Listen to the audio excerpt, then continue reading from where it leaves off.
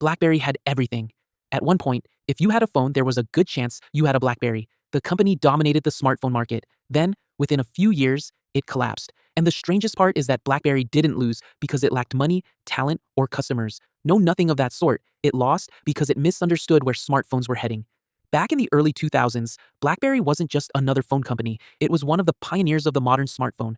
Long before people were scrolling TikTok, watching YouTube, or spending hours on social media, BlackBerry phones let users send emails from almost anywhere. Today, that sounds normal. At the time, it was revolutionary. The company's physical keyboard became its signature feature. Users loved it because it was fast, reliable, and perfect for email. Business customers especially couldn't get enough of it. And after years of success, BlackBerry became convinced it understood exactly what people wanted from a smartphone. For a long time, that assumption was correct. Then, in 2007, Apple introduced the iPhone. Today, it's easy to look back and assume everyone immediately recognized it as the future. They didn't. Many BlackBerry executives were skeptical. From their perspective, the iPhone had some obvious weaknesses. It had no physical keyboard. Typing on glass seemed awkward. It was expensive, and it appeared to be aimed more at consumers than business users. BlackBerry looked at the iPhone and saw a device that sacrificed practicality for style. Apple looked at smartphones and saw something much bigger.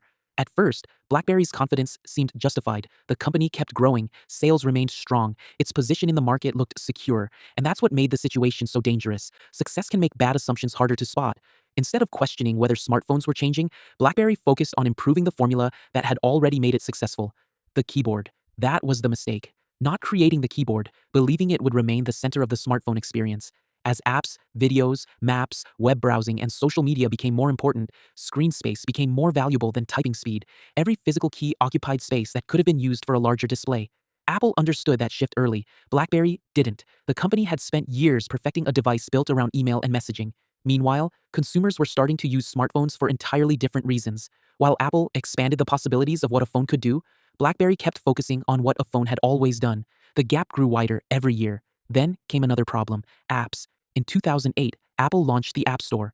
Google was rapidly expanding Android. Developers rushed toward platforms with growing user bases and large touchscreens. The future of smartphones was increasingly being shaped by software. BlackBerry found itself trying to catch up. The company eventually released touchscreen devices, but by then it was reacting to trends instead of creating them. Many of its products felt caught between two worlds.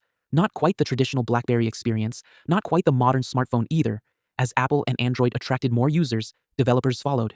More apps attracted more users, which attracted even more developers in turn. BlackBerry never fully entered that cycle. The numbers tell the story. At its peak, BlackBerry controlled roughly 20% of the global smartphone market. In some segments, it was even more dominant. Today, its smartphone market share is zero. The company that helped define smartphones became irrelevant in the smartphone market it helped create. What's fascinating is that BlackBerry actually got a lot of things right. Its devices were secure, its brand was respected, its customers were loyal. Most struggling companies would have loved to have those advantages, but technology rarely rewards companies for what worked yesterday.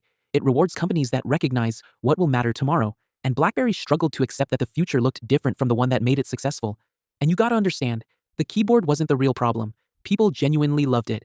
The real problem was the belief that because customers loved it today, they would always want it tomorrow. BlackBerry spent years optimizing a product category while the rest of the industry was moving in a different direction. By the time the company fully embraced touchscreens, Apple and Android had already established the new rules.